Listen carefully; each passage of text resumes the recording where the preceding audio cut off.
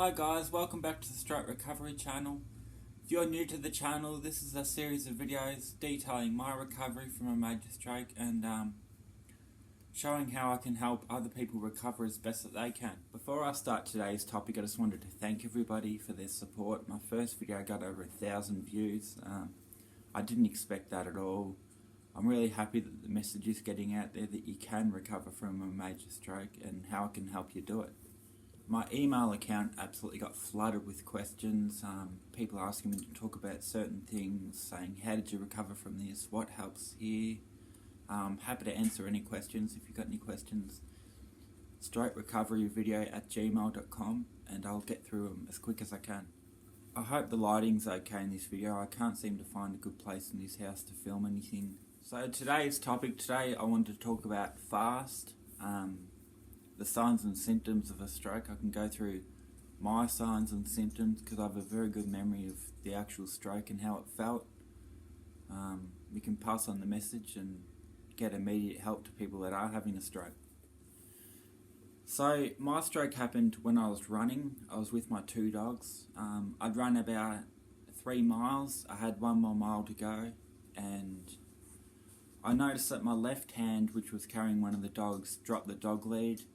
So I called the dog back and tried to pick the lead up, but my hand was all floppy and it wouldn't work, and I kind of thought, oh, this is ridiculous, you know, what's happened? I've hurt my neck or something. A stroke didn't even enter my mind. I didn't know what a stroke was. I was only 27. So I thought, oh, I better run home. I got another 10 steps and my left leg went completely limp and I couldn't use it, so I collapsed in the middle of the road.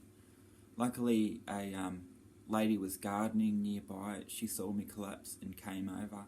She called an ambulance because she said I was drunk. She was standing over me going, "Are you drunk?"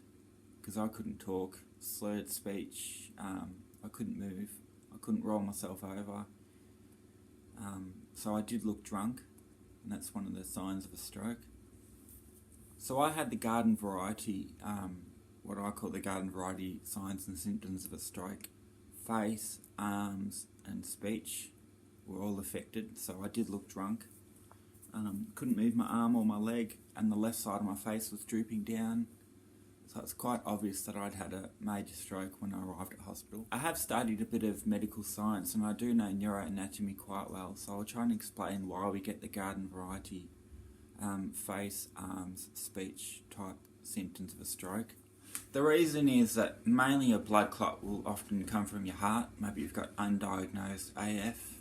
It's going to travel up the path of least resistance. It's going to go either up your left or right internal carotid artery.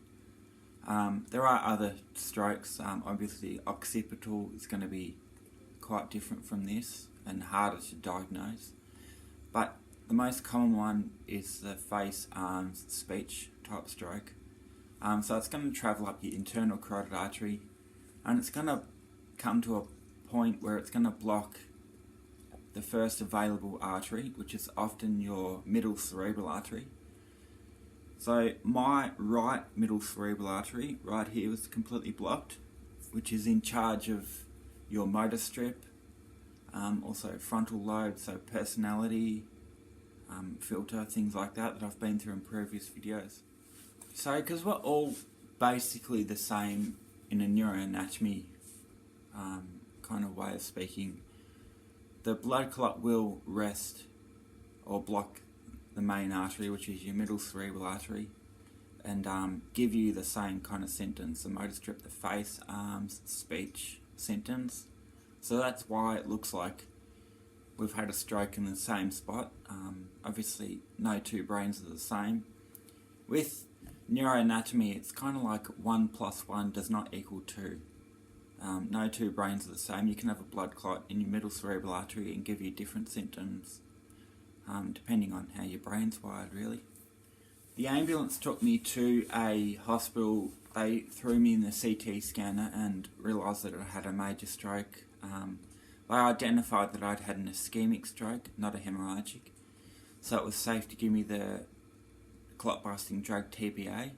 Safe to say that probably saved my life. So I had TPA within 4 hours, which is the time limit for medical intervention. probably saved my life and helped me recover as well as I have. The reason why they can't give you TPA if you have a hemorrhagic or a bleed type stroke is it will probably kill you. It will thin your blood really quickly and make the stroke much, much worse. In Melbourne, Australia, we've got an ambulance now, that specialised stroke ambulance that I'm really proud of. It will go to you if you've got signs and symptoms of a stroke. They will scan you. They will identify whether it's ischemic or hemorrhagic and give you TPA on the spot, and then send you to another hospital for clot retrieval. I did fundraising for this ambulance, so I'm really proud that it's on the road, and I'd like more of them. I'd like them all over the world. So that's basically why we all look the same after a stroke. Most of them happen up the internal carotid artery and block your middle cerebral artery, just like it did to mine. And it will give you the symptoms: face drooping, arm not working, leg not working, and speech. It's going to be very difficult. So yeah, that's basically a crash course on neuroanatomy and why we look the same after a stroke. So the signs and symptoms for a stroke is obviously fast, so face, arms, speech, and most importantly, time. Time is money after you've had a stroke. They want to get you in that ambulance as soon as possible and give you the TPA drug if they can, if it's an ischemic stroke. Seconds count with brain death. Seconds can mean the difference between long-term damage or short-term damage. The time limit for medical intervention is, as I said, 4 hours for TPA. After 4 hours it doesn't work, and they will still try and do clot retrieval. But after 4 hours the damage is done. That's not to say you can't recover. There's been many stories of late medical intervention and people recovering.